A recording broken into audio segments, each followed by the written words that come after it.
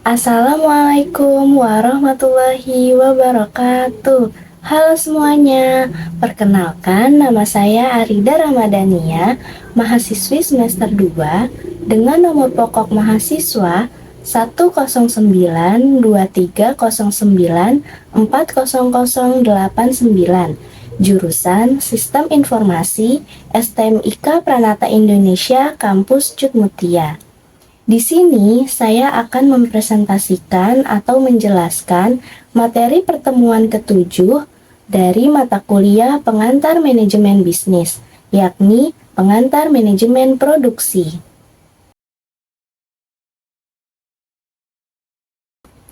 Apa sih manajemen produksi itu?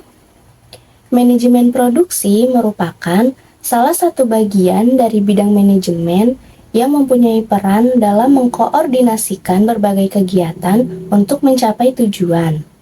Manajemen produksi bertanggung jawab untuk menghasilkan barang atau jasa dalam organisasi.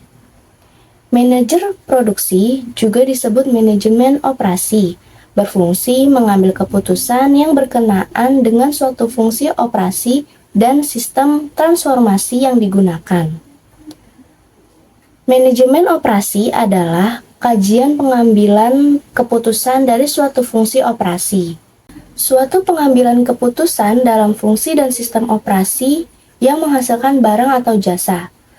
Didefinisikan dalam 5 keputusan tanggung jawab, yaitu proses, kapasitas, sediaan, tenaga kerja, dan mutu.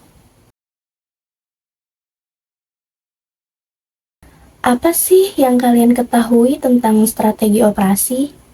Strategi operasi adalah suatu visi fungsi operasi yang menetapkan keseluruhan arah atau daya dorong untuk pengambilan keputusan. Visi ini harus diintegrasikan dengan strategi bisnis dan seringkali direfleksikan pada perencanaan formal. Strategi operasi seharusnya menghasilkan suatu pola pengambilan keputusan operasi yang konsisten dan suatu keunggulan bersaing bagi perusahaan. Suatu pandangan bagi fungsi operasi yang dapat mengarahkan pengambilan keputusan. Tujuannya adalah menghubungkan strategi bisnis dengan pengambilan keputusan dalam operasi. Hasilnya harus merupakan suatu pola pengambilan keputusan yang konsisten. Terdiri dari misi, keunggulan khusus, sasaran, dan kebijakan. Misi merupakan tujuan operasi. Sasaran menyangkut biaya, kualitas, pengiriman, dan fleksibilitas. Keunggulan khusus adalah hal-hal yang dapat dilakukan lebih baik dari pesaing. Kebijakan adalah keputusan strategi yang mengarah pada pengambilan keputusan yang lebih rinci atau taktis dalam hal proses, kapasitas, sediaan, tenaga kerja, dan kualitas.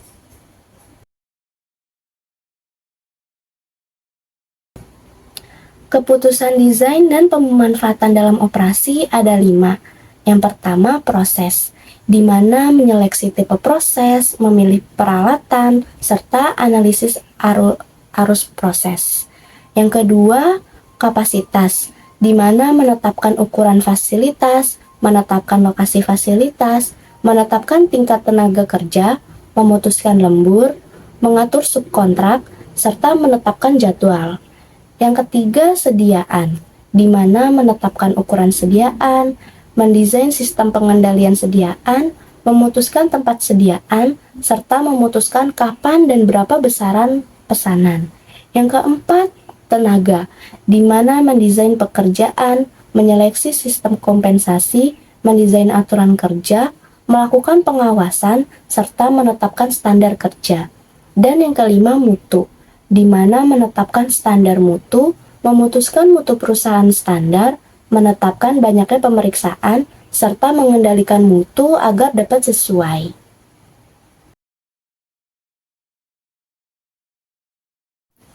Apa yang kalian ketahui tentang manufaktur? Istilah manufaktur pertama kali digunakan tahun 1622, berasal dari kata Latin manufactum yang berarti made by hand. Kata manufaktur diartikan lebih luas. Manufaktur adalah proses konversi suatu desain menjadi produk akhir.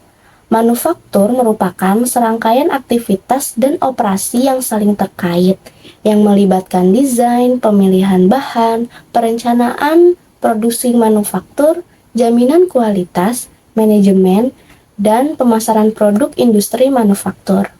Menurut Konferensi Internasional tentang Rekayasa Produksi tahun 1983.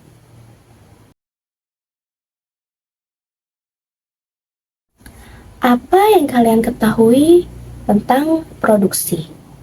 Istilah produksi pertama kali digunakan pada tahun 1483, berasal dari kata Latin producer yang berarti lead forward, yaitu membuat sesuatu yang baru atau tangible atau intangible. Produksi adalah aktivitas fisik untuk mengubah suatu bentuk material menjadi bentuk lain yang lebih bernilai.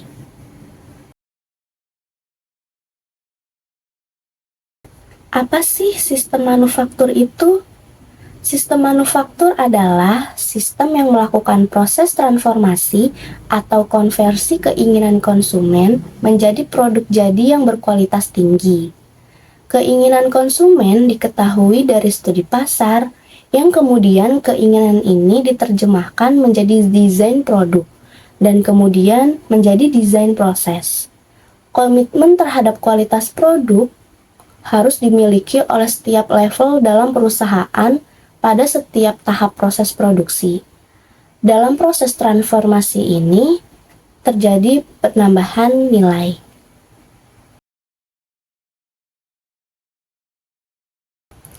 Apa sistem produksi itu?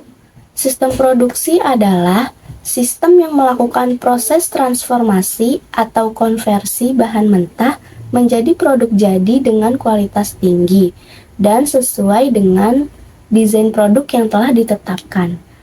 Dalam proses transformasi ini, terjadi pertambahan nilai, sehingga produk jadi mempunyai nilai yang lebih tinggi daripada nilai bahan mentah.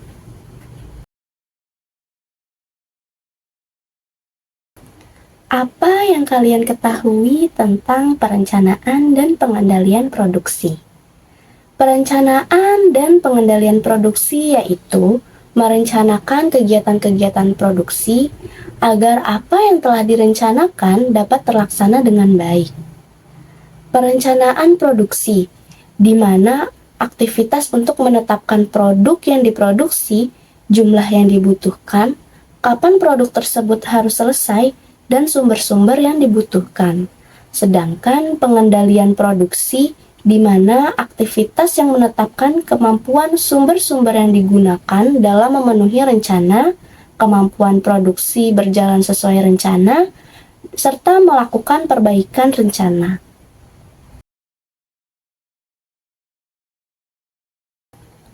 Tujuan perencanaan dan pengendalian produksi.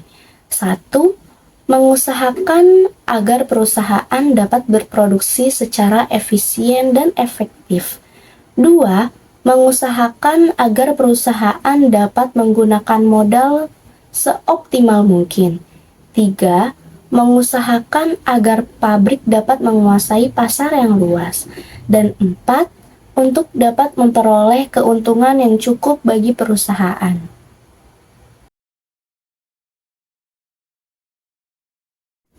Fungsi perencanaan dan pengendalian produksi. 1. Meramalkan permintaan produk yang dinyatakan dalam jumlah produk sebagai fungsi dari waktu. 2. Memonitor permintaan yang aktual, membandingkannya dengan ramalan permintaan sebelumnya, dan melakukan revisi atas ramalan tersebut jika terjadi penyimpangan. 3. Menetapkan ukuran pesanan barang yang ekonomis atau atas bahan baku yang akan dibeli. 4. Menetapkan sistem persediaan yang ekonomis. 5. Menetapkan kebutuhan produksi dan tingkat persediaan pada saat tertentu. 6. memonitor tingkat persediaan, membandingkannya dengan rencana persediaan, dan melakukan revisi rencana produksi pada saat yang ditentukan. 7. Membuat jadwal produksi, penugasan, serta pembebanan mesin dan tenaga kerja yang terperinci.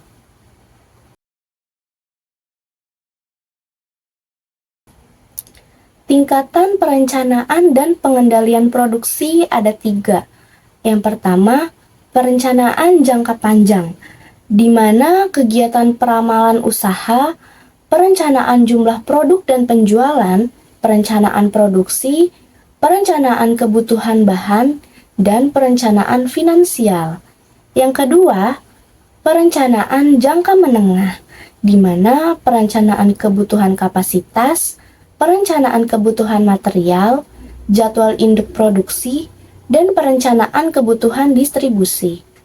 Dan yang ketiga, perencanaan jangka pendek, di mana kegiatan penjadwalan perakitan produk akhir, perencanaan dan pengendalian input-output, pengendalian kegiatan produksi, perencanaan dan pengendalian proses, dan manajemen proyek.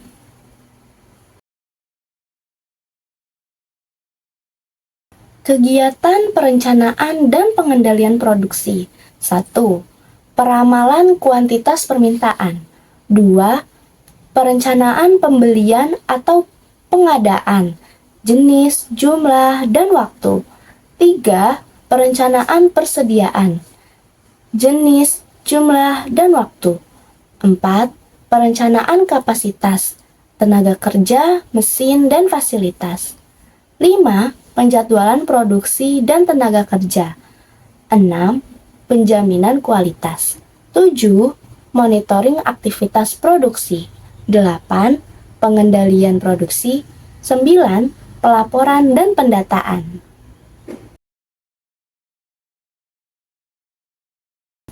Klasifikasi sistem manufaktur ada 3. Yang pertama, tipe produksi. 1. Make to stock atau MTS adalah membuat suatu produk akhir untuk disimpan dan kebutuhan untuk konsumen akan diambil dari persediaan di gudang. Contoh produk make to stock diantaranya yaitu barang-barang konsumsi seperti makanan kemasan, minuman, peralatan mandi, serta mainan. Yang kedua, assemble to order atau ATO adalah proses menyiapkan komponen dan subproduk rakitan, sehingga ketika pesanan penjualan dibuat, produk jadi dapat dengan cepat dibuat dan dikirim ke pelanggan. 3. Make to order atau MTO adalah strategi di mana produk produksi berdasarkan pesanan yang diterima dari pelanggan. Dalam MTO, perusahaan tidak membuat stok produk siap jual sebelum ada permintaan. 4.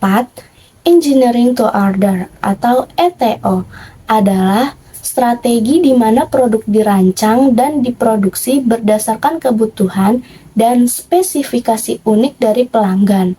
Dalam ETO, perusahaan bekerja sama dengan pelanggan untuk merancang solusi khusus yang memenuhi kebutuhan mereka.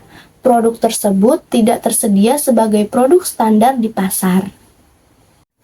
Yang kedua, volume produksi. 1.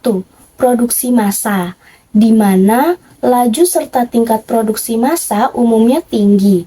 Permintaan terhadap produk yang dihasilkan pun tinggi. Peralatan umumnya mempunyai fungsi khusus.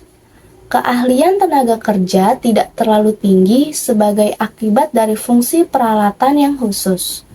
2.